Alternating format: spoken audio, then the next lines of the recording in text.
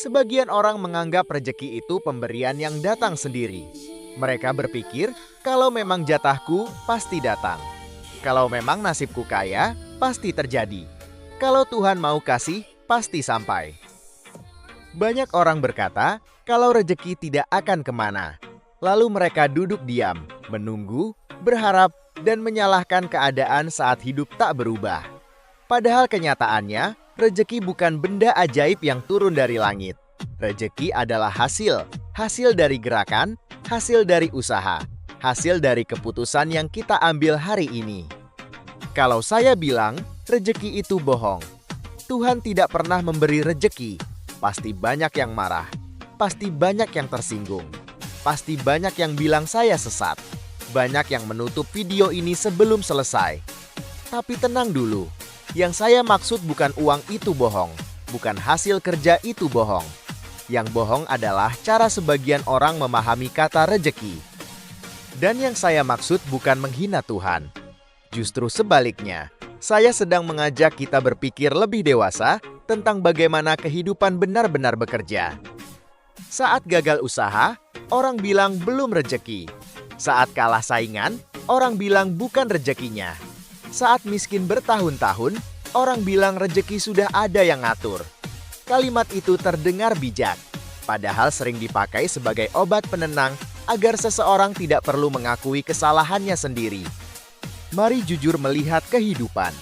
Petani panen karena menanam. Pedagang untung karena melayani pembeli. Karyawan digaji karena bekerja. Pengusaha berhasil karena berani mengambil risiko.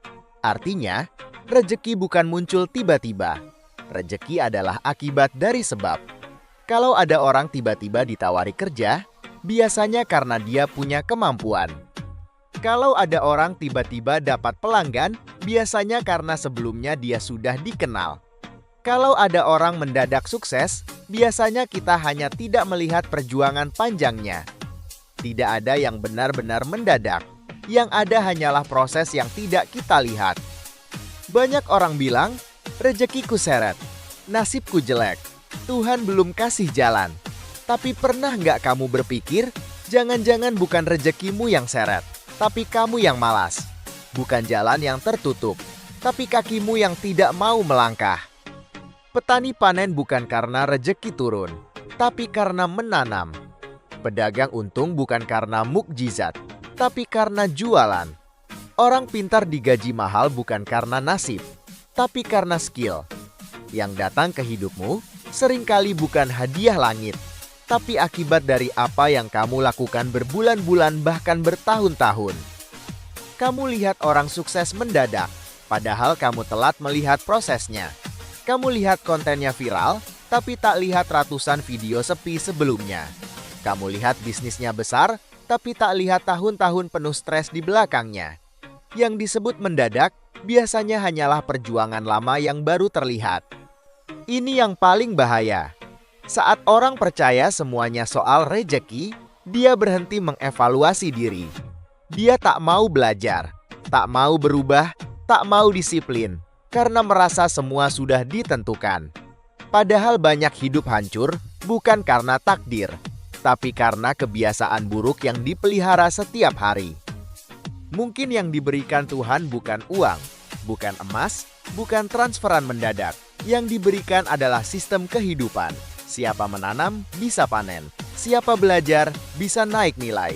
Siapa disiplin, lebih berpeluang berhasil. Siapa merusak diri, menuai akibatnya. Jadi mungkin Tuhan tidak memberi rejeki secara langsung. Tuhan memberi hukum sebab akibat dan manusia hidup di dalamnya. Kalau mau uang, bangun nilai diri. Kalau mau peluang, perluas relasi. Kalau mau dipercaya, jaga reputasi. Kalau mau hidup berubah, ubah rutinitasmu.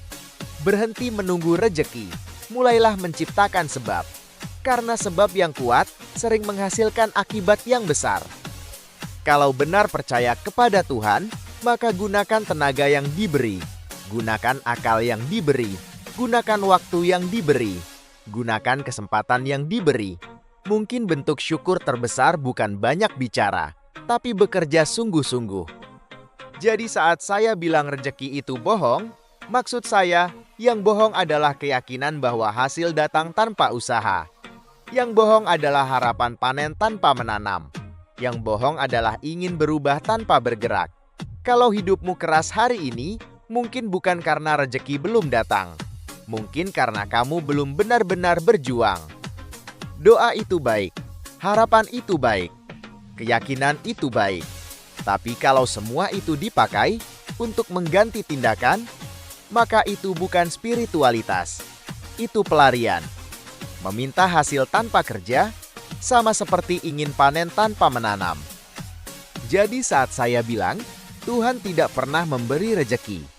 Maksud saya, mungkin Tuhan memberi jalan, hukum, peluang, akal, tenaga, dan waktu. Lalu manusialah yang mengubah semuanya menjadi hasil. Kalau hidupmu belum berubah, jangan hanya lihat ke langit. Lihat juga ke tanganmu sendiri. Sudah bekerja atau belum? Sebagian orang menganggap rejeki itu pemberian yang datang sendiri. Mereka berpikir, kalau memang jatahku, pasti datang. Kalau memang nasibku kaya, pasti terjadi. Kalau Tuhan mau kasih, pasti sampai.